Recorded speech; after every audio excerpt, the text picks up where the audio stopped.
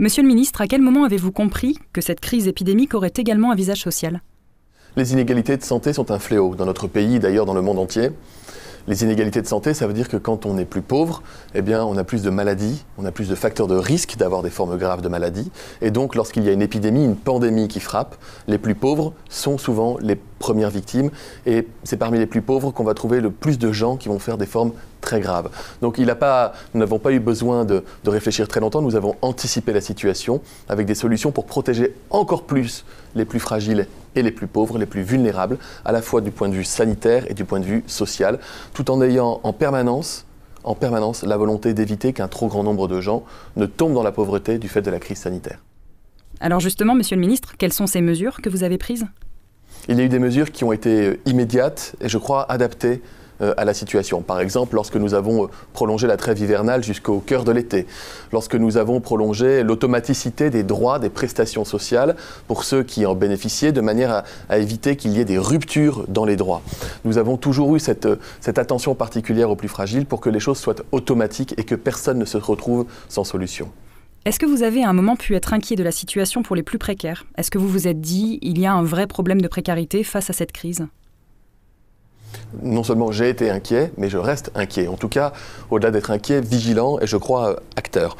Lorsque nous prolongeons les droits sociaux, les prestations sociales pour les bénéficiaires pendant toute la durée de la crise, lorsque nous veillons à ce que toutes les personnes qui sont à la rue puissent être mises à l'abri, lorsque nous déployons des moyens considérables pour aller effectuer des dépistages et de l'accompagnement sanitaire pour les personnes qui vivent par exemple en foyer d'hébergement collectif, lorsque nous venons en aide aux associations dans le domaine de l'aide alimentaire, lorsque nous déployons des masques gratuits par dizaines de millions que nous envoyons à la poste, lorsque nous permettons aux préfets, aux associations, aux CCAS dans les communes de distribuer des masques à usage unique pour les personnes qui vivent dans la rue, lorsque nous déployons des moyens financiers absolument inédits, plus de 3 milliards d'euros de prestations directes financières depuis le début de la crise sanitaire en direction des plus fragiles.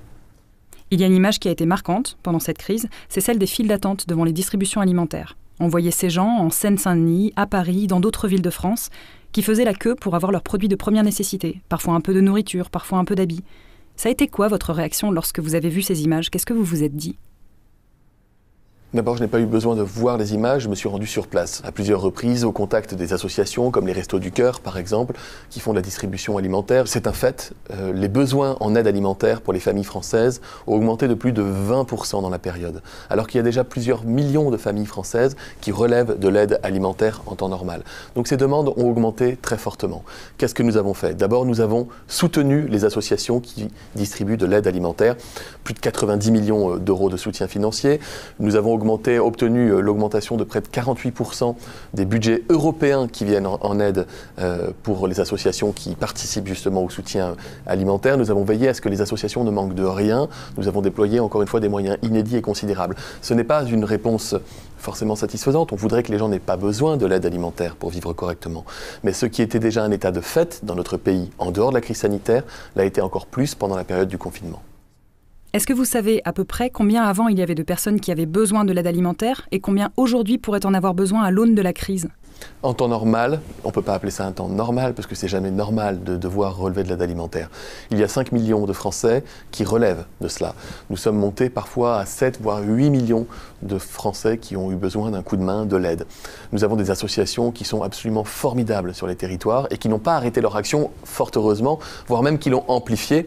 J'ai participé à des distributions alimentaires avec la Croix-Rouge, avec les Restos du Cœur, avec les banques alimentaires, toutes ces associations auxquelles les Français sont familiers et d'ailleurs qu'ils aident par leur générosité au quotidien.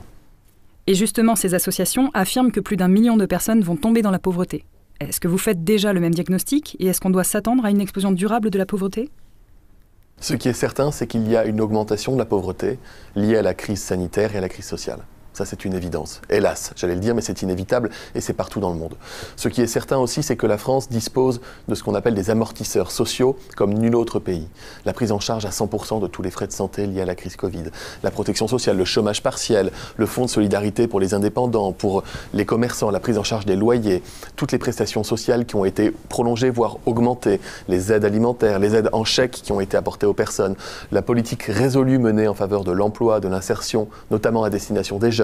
Tout cela permet d'éviter, je dirais, qu'il y ait une explosion de la pauvreté dans notre pays. Mais vous savez, L'INSEE, qui est un organisme indépendant, a publié il y a quelques jours son rapport annuel qui montre que la politique qui avait été menée jusqu'à présent par le gouvernement, notamment la stratégie de lutte contre la pauvreté, portait ses fruits, puisque pour la première fois depuis des années, en 2019, la pauvreté avait commencé à régresser, grâce à la prime d'activité, grâce à l'insertion. Il est évident qu'avec cette crise, la pauvreté va augmenter, c'est pourquoi nous devons décupler nos efforts, ce que nous faisons.